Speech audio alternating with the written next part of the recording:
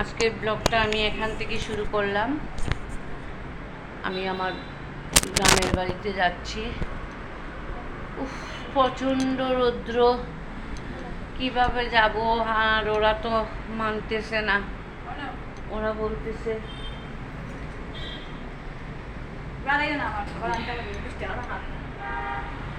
ওরা বলতেছে যে তাড়াতাড়ি যাওয়ার জন্য, কারণ আজকে আমার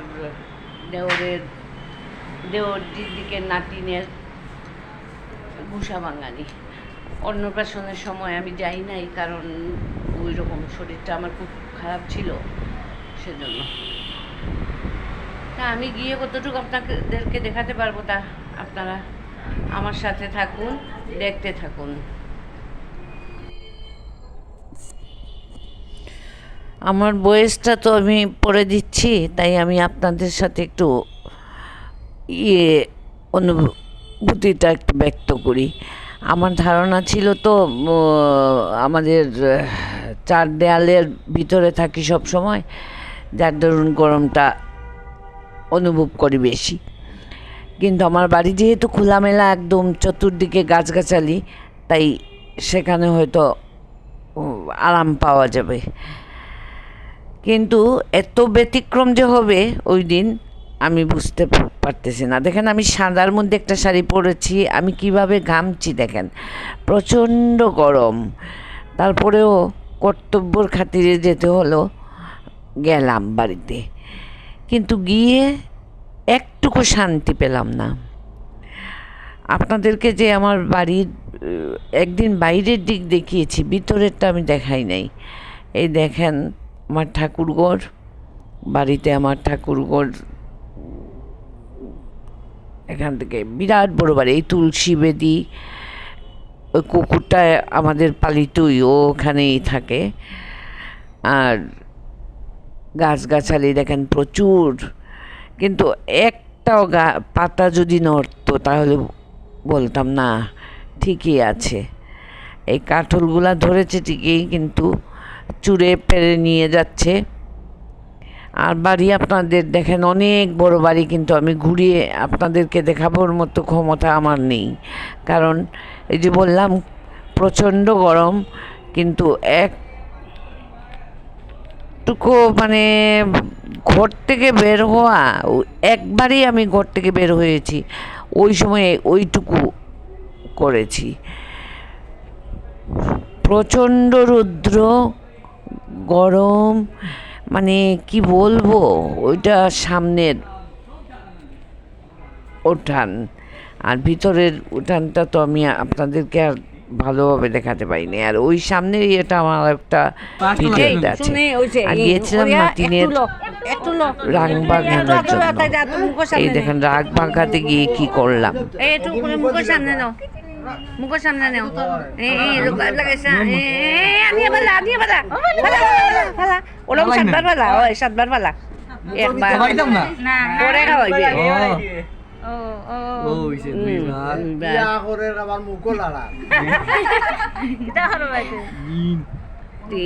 চিন্তা করে দ্বিগুণ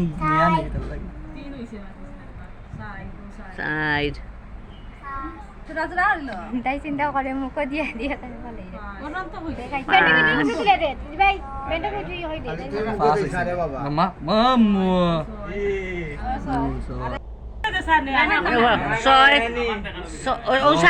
নানি ওখান দে, না না আগে একটু ওটা দে, আস্তে তুই দরিয়া দে, দেখি তাই কিতা করে।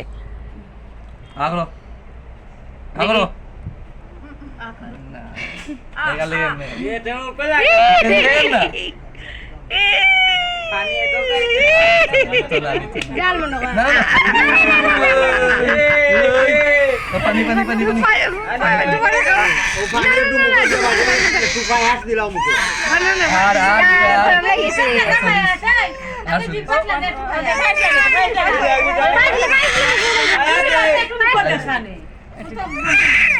ও চুনা,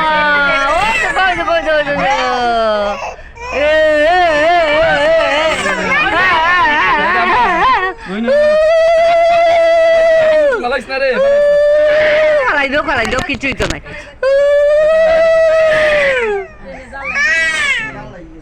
ও চলে মুখ ধোয়াই দাও, মুখ ধোয়াই দাও।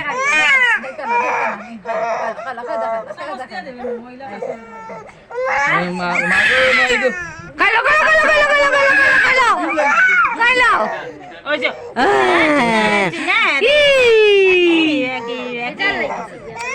নাচু নাচু নাচু tayo kung tayo may Aduh kaila, kaila. Itu virus dia adalah. Itu virus dia lah ni, kau ni, itu virus. সামান্য আঙ্গুলে আগা করি একটু Dia adalah.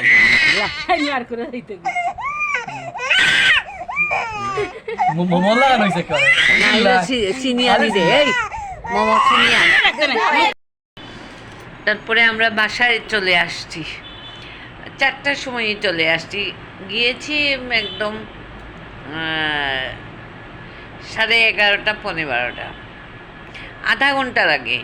আসলে কোনো যদি জ্যাম না থাকে তাহলে আমার বাসা থেকে আমার বাড়ি আধা ঘন্টা 30 মিনিটের রাস্তা, আর একটু জ্যাম থাকলে তাহলে 45 মিনিট।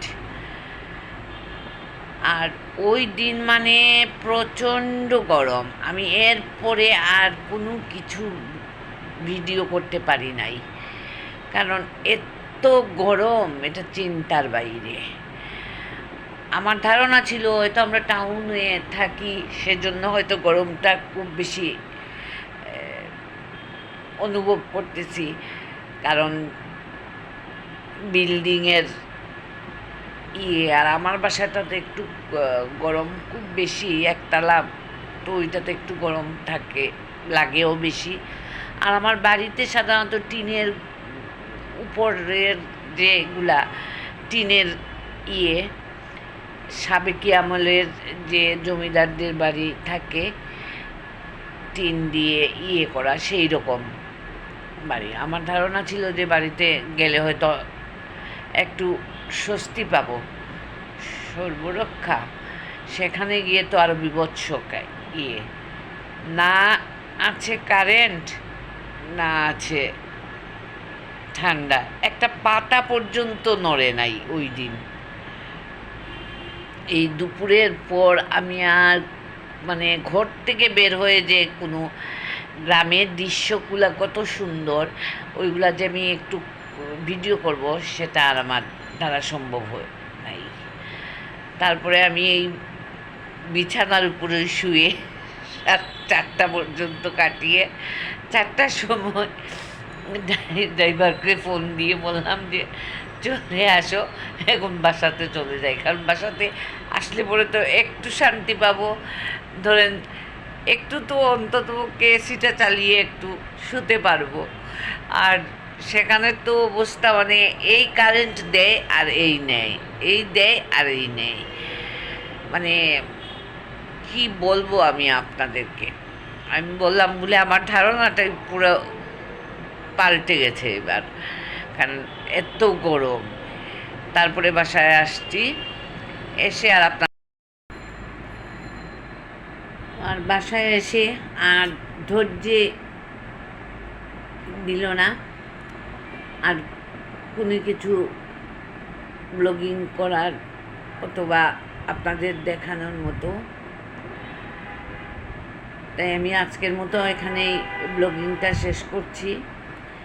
যদি আপনাদের ভালো লাগে তাহলে একটা লাইক কমেন্ট সাবস্ক্রাইব করে দিবেন।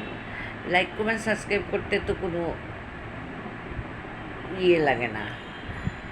আর প্রচণ্ড গরম, আসলে এরকম গরম আমি গতবার দিল্লিতে পেয়েছিলাম 53, আর এইবার পাচ্ছি আমি